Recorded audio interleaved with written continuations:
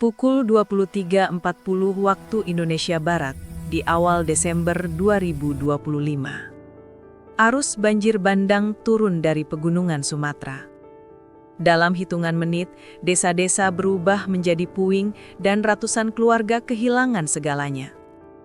Beberapa jam sebelum itu, semuanya masih tampak biasa saja. Di Sumatera Barat, Sumatera Utara, dan sebagian Riau, hujan turun tanpa henti berhari-hari. Bagi banyak orang, itu hanya terasa seperti musim hujan yang lebih lebat dari biasanya.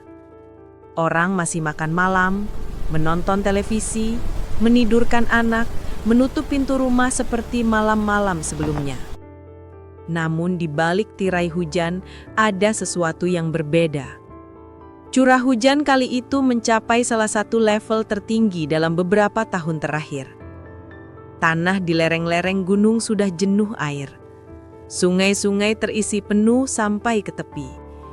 Dan di hulu, tempat yang tidak dilihat langsung oleh warga di bawah, alam mulai kehilangan keseimbangannya. Hujan ekstrim sebenarnya bukan satu-satunya penyebab.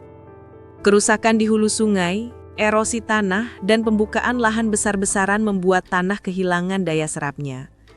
Air hujan yang seharusnya meresap, kini lebih banyak mengalir di permukaan, memperkuat setiap aliran kecil menjadi arus yang jauh lebih ganas.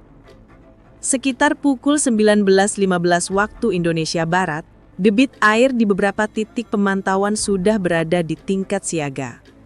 Angka-angka peringatan mulai naik. Namun di banyak desa, warga tidak melihat grafik atau laporan teknis. Yang mereka lihat hanya satu, hujan lebat yang bagi mereka sudah menjadi bagian dari hidup. Menjelang pukul 22 waktu Indonesia Barat, tanda-tanda bahaya semakin jelas. Sungai-sungai kecil berubah menjadi arus deras berwarna coklat pekat. Air membawa ranting, batang kayu, dan lumpur. Beberapa jembatan desa mulai bergetar diterjang arus. Di saat yang sama, komunikasi mulai terputus. Listrik padam di sebagian wilayah, sinyal telepon melemah. Informasi dari hulu tidak mudah sampai ke hilir. Jarak antara data dan warga terasa sangat jauh. Dan kemudian, pukul 23.40 waktu Indonesia Barat, semuanya runtuh. Dari arah pegunungan, suara gemuruh muncul. Sebagian orang mengira itu guntur. Sebagian mengira itu suara truk berat di kejauhan. Namun yang datang bukan petir, bukan kendaraan. Banjir bandang turun dengan kecepatan puluhan kilometer per jam. Air bercampur lumpur, batu besar, batang pohon dan puing-puing lain menerjang desa-desa di bawahnya. Rumah yang dibangun bertahun-tahun hancur dalam hitungan detik. Kendaraan terseret seperti mainan. Jalan desa menghilang di bawah aliran coklat yang bising. Semua terjadi dalam gelapnya malam. Tanpa lampu jalan, tanpa matahari, hanya disertai suara. Gemuruh air, benturan batu, jeritan minta tolong. Banyak keluarga tidak sempat keluar dari rumah. Ada yang sedang tidur, ada yang baru sadar ketika air sudah menerjang pintu. Jarak antara menyadari bahaya dan terhantam arus terlalu singkat bagi banyak orang. Banjir bandang malam itu menjadi luka pertama. Namun, bencana belum selesai. Hari-hari berikutnya membawa bab yang lebih berat lagi. Tanggal 2 dan 3 Desember 2025, di beberapa kabupaten seperti Agam, Tanah Datar, Mandailing Natal, dan sebagian Tapanuli, gunung-gunung yang selama ini terlihat kokoh mulai runtuh. Longsor besar terjadi hampir bersamaan di berbagai titik. Lereng-lereng yang terus diguyur hujan dengan tanah yang sudah jenuh dan banyak yang kehilangan penahan alami, akhirnya tidak sanggup lagi berdiri. Tanah, batu, dan pepohonan besar bergerak turun dengan volume yang luar biasa. Dalam hitungan detik, desa-desa di bawahnya tertutup. Di beberapa lokasi, material longsor bergerak sejauh ratusan meter, menimbun rumah, jalan, dan lahan pertanian. Tebal timbunan di sejumlah titik mencapai hingga sekitar 5 meter. Atap rumah satu lantai bahkan tidak lagi terlihat di permukaan. Di tempat-tempat itu, batas antara rumah, kebun, dan jalan benar-benar lenyap. Ada desa yang hampir tidak lagi bisa dikenali wujudnya, seakan-akan garis-garis yang dulu membentuk sebuah permukiman dihapus dalam satu sapuan besar. Bagi keluarga yang kehilangan orang yang dicintai, yang paling menyakitkan bukan hanya berita bahwa mereka telah tiada, tetapi kenyataan bahwa jenazah tidak mudah ditemukan. Tidak ada pemakaman terakhir yang layak, tidak ada pusara yang bisa dikunjungi. Yang tersisa hanyalah penantian dan ketidakpastian. Di tengah semua itu satu hal tampak jelas. Sebelum sirene bantuan berdatangan, penolong pertama adalah warga itu sendiri. Dengan peralatan seadanya, cangkul, sekop, bahkan tangan kosong, mereka menggali lumpur dan puing meski hujan susulan masih turun. Mereka memanggil nama anggota keluarga, tetangga, teman, berharap ada suara yang menjawab di balik timbunan. Ada yang meninggalkan sisa rumahnya yang rusak demi membantu mencari korban di rumah tetangga. Ada yang menolong orang lain, padahal ia sendiri belum tahu di mana keluarganya berada. Teriakan minta tolong, suara orang memanggil nama orang yang mereka sayangi, terdengar sepanjang malam.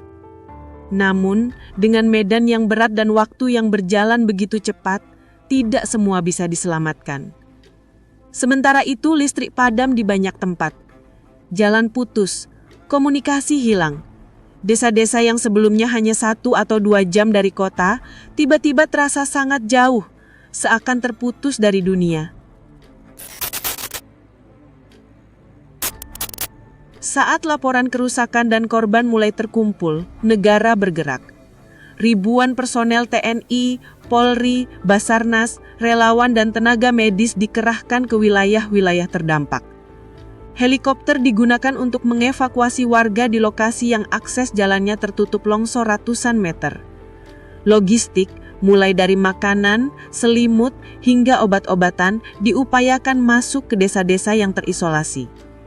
Namun medan di lapangan tidak mudah. Jalan rusak, tertutup lumpur dan batu. Alat berat kesulitan mencapai lokasi terdampak. Hujan susulan membuat risiko longsor baru selalu mengintai. Sungai-sungai yang belum surut sepenuhnya tetap menjadi ancaman di banyak titik. Di posko-posko darurat, tim medis bekerja siang dan malam. Mereka menangani korban dengan hipotermia, luka berat, dan tentu saja trauma yang mendalam. Di tingkat nasional, sempat muncul perdebatan. Pemerintah Indonesia belum menetapkan peristiwa ini sebagai bencana nasional. BNPB menjelaskan bahwa penanganan tetap berlangsung dengan mempertimbangkan anggaran dan kapasitas daerah.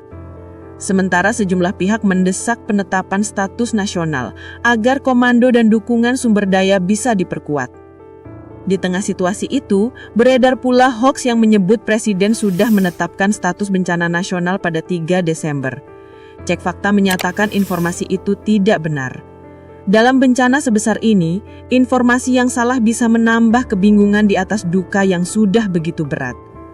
Namun apapun perdebatan yang terjadi, di lapangan satu kenyataan tetap sama. Korban harus ditolong dan waktu terus berjalan. Pada akhirnya kita harus berani menatap fakta yang paling pahit. Tragedi Sumatera 2025 bukan hanya peristiwa alam biasa. Ini adalah hasil dari kombinasi hujan ekstrim dan perusakan lingkungan yang membuat banyak wilayah menjadi jauh lebih rentan. Lebih dari 900 jiwa tercatat sebagai korban. Gabungan mereka yang meninggal, hilang, dan belum ditemukan. Banyak desa rusak parah. Sebagian nyaris hilang dari peta permukiman. Di balik angka-angka itu, ada ayah yang tidak pernah kembali, ibu yang tidak lagi pulang, anak-anak yang kehilangan masa depan, dan tetangga-tetangga yang namanya dulu begitu akrab, kini hanya tinggal dalam cerita. Tragedi ini mengingatkan kita bahwa setiap keputusan yang menyentuh hutan, sungai, dan gunung bukan hanya soal ekonomi hari ini, tetapi juga soal keselamatan manusia di masa depan. Dan bahwa ketika alam kehilangan keseimbangannya, kita semua, pada akhirnya, ikut menanggung akibatnya.